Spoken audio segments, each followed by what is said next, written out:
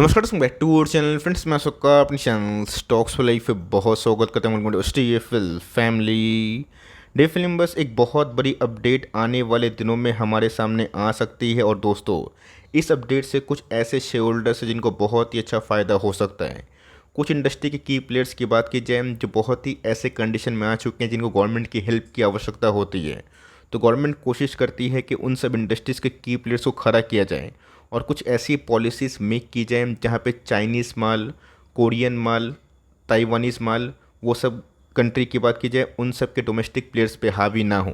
इसको हम लोग बोलते हैं एंटी डंपिंग ड्यूटी। और ऑफ कोर्स दोस्तों, आने वाले दिनों में गवर्नमेंट प्लान कर रही है कि बहुत सारे ऐसे प्रोडक्ट्स जो कि चाइना से मंगवाए जाते हैं उन सब में ड्यूटी बढ़ाया जाए, जिससे हमारा माल, हमारा सामान उनके कंपैरिजन में इक्वल भाव पे बिके। और ऑफ कोर्स हमारे जो बायर्स की बात की जाए उनके पास एक ही ऑप्शन बचे कि हमारे डोमेस्टिक बाज़ार से खरीदारी कर सकें। तो एक बहुत बड़ी अपडेट हमें देखने को मिल रही है जिसको मैं वन बाय वन करके आपसे साझा करूंगा। चैनल फर्स्ट टाइम होंगे सब्सक्राइब कर सकते हैं इस तरह की क्वालिटी कंटेंट को सबसे पहले एक्सेस करने के लिए। Now without delaying any four time, let's begin.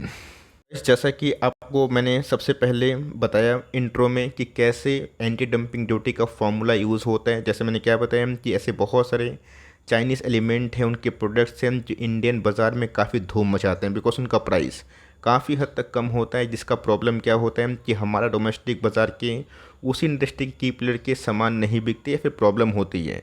एक तो कैसे केमिकल इंडस्ट्री की बात की जाए उनकी खटिया ऐसे ही खड़ी हुई है, और ऊपर से हम चाइनीज़ जो माल मंगवा के ऐसे बहुत सारी कंपनीज़ की बात की जाए जो कि उस रूल को वायलेट कर रहे हैं, उसको लेके गाइस डीजीटीआर की बात की जाए उन्होंने मल्टीपल प्रोब चालू कर दिए हैं, जिससे आने वाले दिनों में तहकीकात में ये अगर पता चले कि चाइनीज़ माल भारतीय बाज़ार में आ रहा है तो उस पर चुन चुन के एंटी डंपिंग ड्यूटी इम्पोज किया जाए, जिसका फल ये होगा कि देर या फिर सवेर हमारे डोमेस्टिक बाज़ार के जो इन्फ्लोस है उसे मजबूती आएगी और जो प्रोडक्ट्स की थोड़ी कम मात्रा में बिक रहे हैं उन सब में तेज़ी आ सकती है।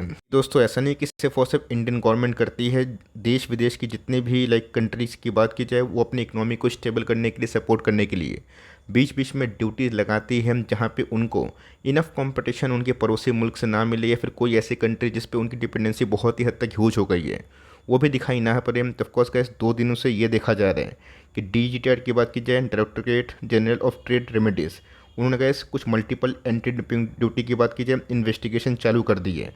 जो केमिकल चाइना से आ रहे हैं जो गैस अभी भी जितने आने चाहिए उससे ज़्यादा आ रहे हैं, और इसका फल ये हो रहा है कि हमारा जितना भी कुछ कुछ केमिकल स्टॉक्स है उनके जो बिज़नेस में थोड़ा सा सेटबैक लग रहा है, हिटबैक लग रहा है। तो ऑफकोर्स गैस जनरली ये सब ड्यूटी चाइना को रोकने के लिए ही की जाती है। और ऑफकोर्स इसका फ़ायदा हमने बहुत सारे केमिकल स्टॉक में देखे थे जो 2019 से 20 से केमिकल स्टॉक्स में निवेश कर रहे हैं, उनको अच्छे से पता है कि एंटी डंपिंग ड्यूटी से हमारे भारतीय बाज़ार के केमिकल के जो उत्पादन है और ख़ासकर एक्सपोर्ट उसमें बहुत राइस हुई है, और डोमेस्टिक बाज़ार के बहुत ही की प्लेयर्स में भी हमें अच्छी खासी ग्रोथ देखने को मिली है। सो कौन कौन से प्रोडक्ट पे आने वाले दिनों में अगर इन्वेस्टिगेशन कंप्लीट होती है तो जो एंटी डंपिंग ड्यूटी इम्पोज हो सकती है उसकी गाइस कुछ नाम है।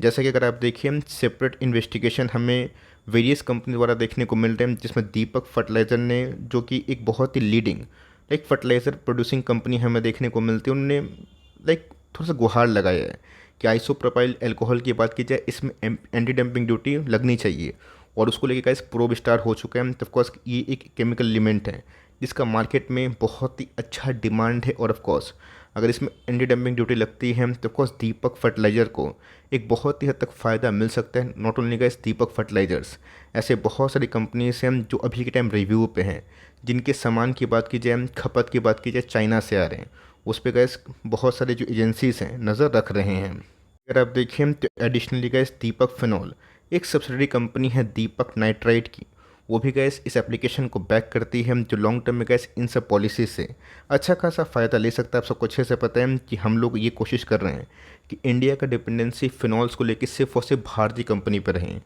ऑफकोर्स जो बड़ी बड़ी इन्फ्लुएंशियल कंट्री है जो बहुत ही भारी मात्रा में वॉल्यूम के संग केमिकल्स प्रोड्यूस करती है और सस्ते दाम पे हमारे भारतीय बाजार में बेचती है, उससे हमारी केमिकल्स कंपनी को उतना फ़ायदा नहीं होता है।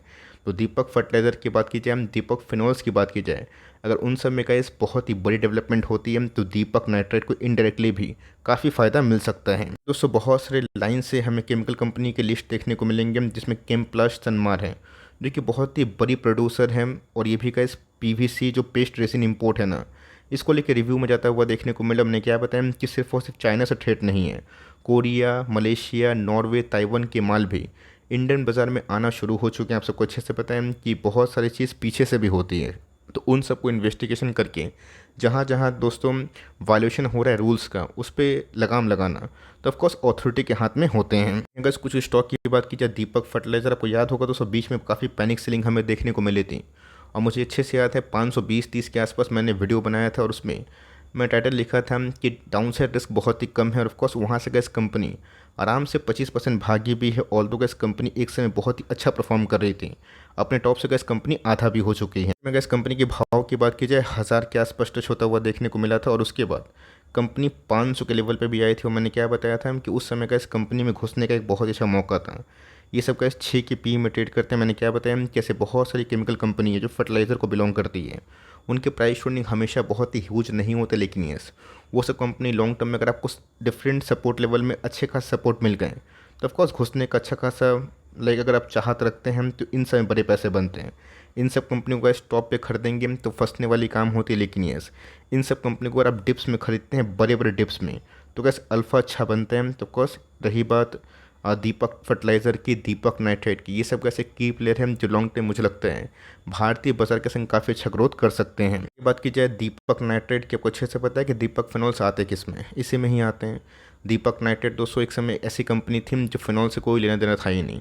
बाद में फिनॉल के बिजनेस काफ़ी अच्छा किए हैं। दीपक नाइट्रेट ने गैस 5 ईयर्स में 700% के आसपास पैसे बना के दिए, डिस्पाइट कि 2 साल में कोई रैली हुई नहीं। और एक चीज़ नोटिस करिएगा, जो कंपनी बहुत नहीं गिरती है और लोग सोचते हैं कि कंपनी और गिरेगी, वहाँ से अगर कंपनी भागती है तो पिछले 7 साल में 5 साल में कंपनी अगर इतना बड़ी हो जाएगी, 2 साल 2.5 साल वो डिज़र्व भी करती है कि थोड़ा बहुत रेस्ट करें। बट फंडामेंटल बैकग्राउंड तो मुझे तो कैसी कंपनी बहुत ही अच्छी लगती है, बिकॉज वेरियस रीजंस हैं। चाहे इनके कैश फ्लो की बात की जाए, इनके एक्सपेंशन की बात की जाए, मार्जिन्स हिट हुए हैं because of various reason. But yes anti dumping duty impose होती है तो आइसोप्रोपाइल एल्कोहल और वेरियस कंपनी जो कि उन सब में काफ़ी अच्छा कामयाब काम करती है, उन सबको अच्छा खासा फ़ायदा मिल सकता है। बस कुछ और कंपनी की जो लिस्ट में हमें देखने को मिल रहा है, जिसमें केम्प्लास्ट सनमार्क के नाम हमें देखने को मिल रहा है। ये भी वैसे एक अच्छी कंपनी है, बट येस पिछले कुछ समय से वही कहानी हमें देखने को मिल रहा है कि लिस्टिंग के बाद कंपनी उतना अच्छा काम नहीं करी। बट येस मेरे हिसाब से गैस बहुत ऐसी कंपनीज हैं जिसका ऑलमोस्ट बॉटम फॉर्मेशन हो चुका है।